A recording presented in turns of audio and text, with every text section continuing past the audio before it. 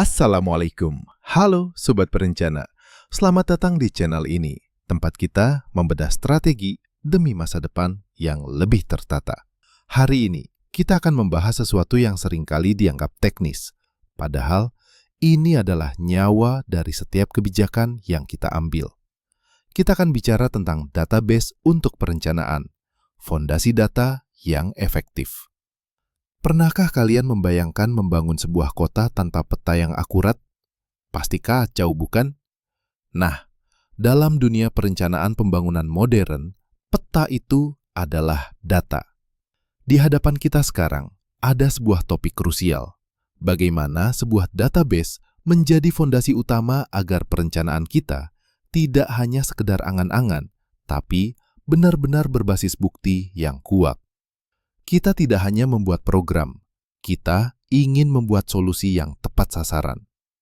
Mari kita selami bagaimana data bekerja di balik layar kesuksesan pembangunan.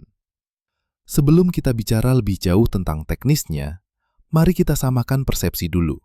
Sebenarnya, apa sih database itu? Database sesungguhnya adalah kumpulan informasi terstruktur, tapi lebih penting lagi, database yang efektif selalu disertai metadata dan aturan kualitas.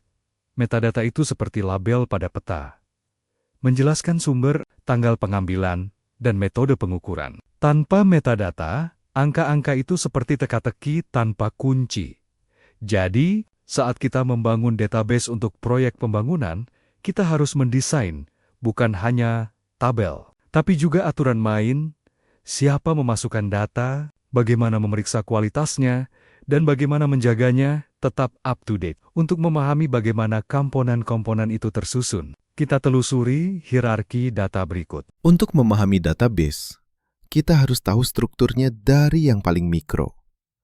Semuanya dimulai dari bit, unit terkecil berupa nilai biner, 0 atau 1. Kumpulan bit membentuk byte atau satu karakter, seperti huruf. Nah, saat karakter-karakter ini bergabung, mereka membentuk field yang merupakan satu atribut, misalnya nama atau usia seseorang. Kumpulan field yang berkaitan membentuk record, satu entitas lengkap tentang individu. Lalu, kumpulan record sejenis membentuk file, misalnya data seluruh karyawan di kantor perencanaan.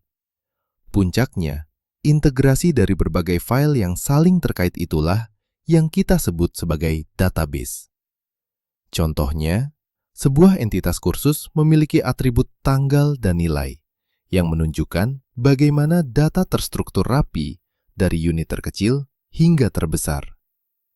Masalahnya, banyak dari kita yang masih terjebak di masa lalu dengan sistem manual. Apa sih bahayanya? Dulu, kita sering bekerja dengan sistem file tradisional, di mana setiap aplikasi punya filenya sendiri-sendiri. Apa akibatnya? Terjadi redundansi data atau duplikasi yang tidak perlu. Efek dominonya adalah inkonsistensi data.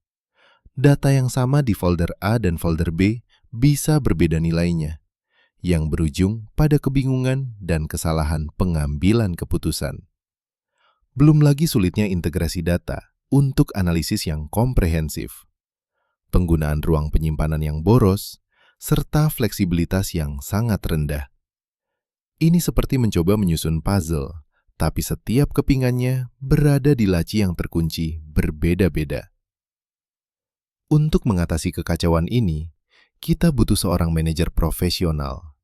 Itulah yang kita sebut sebagai DBMS. DBMS atau Database Management System adalah sistem perangkat lunak yang dirancang khusus untuk mengelola dan memanipulasi database kita. Dia bertindak sebagai antarmuka yang memastikan data disimpan secara terstruktur dan efisien. Bayangkan DBMS sebagai asisten pribadi yang sangat teliti. Dia punya fungsi utama, mulai dari penyisipan data, pembaruan, hingga penghapusan. Tidak hanya itu, DBMS juga menangani pengolahan dan akses data, sehingga kita bisa mendapatkan informasi yang kita butuhkan hanya dalam hitungan detik. Nah, setelah tahu cara kerjanya, sebenarnya Apa sih manfaat nyata yang bisa langsung kita rasakan sebagai perencana? Ada 4 manfaat besar yang ditawarkan DBMS bagi dunia perencanaan. Pertama, menciptakan lingkungan yang efisien untuk penyimpanan dan pengambilan data. Kedua, yang paling penting di era digital saat ini adalah keamanan data. DBMS menjamin integritas data dan melindunginya dari penyalahgunaan. Ketiga, ia mengurangi redundansi, sehingga tidak ada lagi data ganda yang bikin pusing. Dan terakhir, DBMS adalah pendukung utama perencanaan. Ia menyediakan data yang akurat dan terintegrasi untuk membantu pengambilan keputusan yang krusial. Teorinya sudah, sekarang mari kita lihat bagaimana database ini bekerja di berbagai sektor perencanaan. Implementasi database ini sangat luas, kawan-kawan. Dalam perencanaan keuangan, kita mengelola anggaran dan transaksi agar analisis keuangan menjadi akurat. Di sektor perencanaan produksi, database membantu mengatur stok bahan baku dan jadwal operasional agar lebih efisien. Jangan lupa juga pada perencanaan SDM.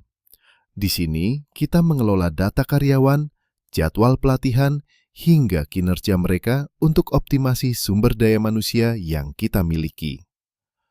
Dengan database, semua laporan seperti bounce rate atau goal completions bisa kita pantau secara real-time untuk evaluasi. Agar semua aplikasi tadi berjalan mulus, kita perlu merancang strukturnya dengan benar. Bagaimana caranya? Membangun database itu seperti membangun gedung. Kita butuh 3 elemen utama. Pertama, entitas utama, yaitu objek inti yang ingin kita rencanakan, seperti proyek pembangunan, data karyawan, atau jenis produk. Kedua, atribut, yaitu karakteristik dari entitas tersebut, contohnya nama proyek atau tanggal mulai. Terakhir, relasi antar entitas, yang menghubungkan data terkait di antara entitas yang berbeda. Relasi inilah yang memastikan semua data kita sinkron dan konsisten, dari hulu ke hilir. Jika strukturnya sudah oke, apa keunggulan kompetitif yang akan kita dapatkan dibanding sistem lama? Keunggulan sistem database modern sangat nyata. Pertama, data terpusat dan terintegrasi. Semua informasi penting ada di satu lokasi, mudah diakses, dan selalu sinkron. Kedua, ini memungkinkan pengambilan keputusan berbasis data, karena kita punya akses real-time ke informasi yang relevan. Ketiga, mempermudah analisis dan pelaporan dengan wawasan yang cepat dan akurat. Dan yang tak kalah penting adalah fleksibilitas pengembangan. Sistem ini mudah beradaptasi dengan perubahan kebutuhan atau pengembangan aplikasi perencanaan baru di masa depan. Sampailah kita di penghujung materi hari ini. Apa langkah besar yang harus kita ambil sekarang? Kesimpulannya jelas, database adalah fondasi utama bagi perencanaan yang efektif di era modern ini. Ia bukan sekadar tren teknologi, tapi kebutuhan mutlak untuk memastikan data kita terorganisir, aman, dan mudah diakses.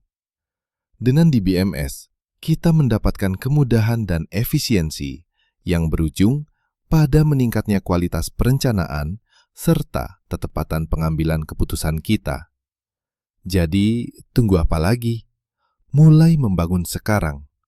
Adopsi sistem database yang terstruktur untuk masa depan pembangunan yang lebih baik. Sampai jumpa di video berikutnya. Tetaplah merencana dengan data.